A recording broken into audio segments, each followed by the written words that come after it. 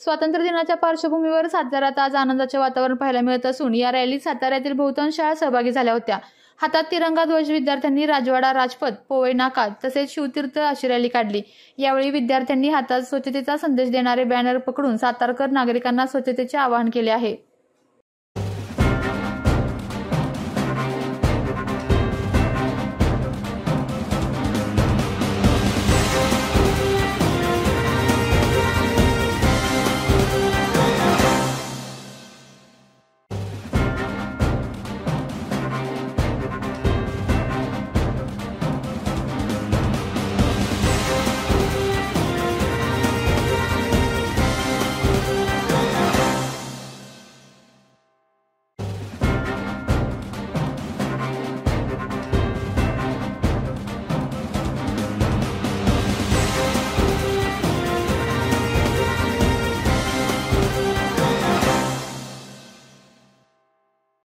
आपल्या तालुक्यातील जिल्ह्यातील बातम्या सर्वप्रथम पाहण्यासाठी आजच सातारा न्यूजला YouTube चॅनलवर सबस्क्राइब करा, लाईक करा, शेअर करा आणि बेल आयकॉन प्रेस करायला विसरू नका।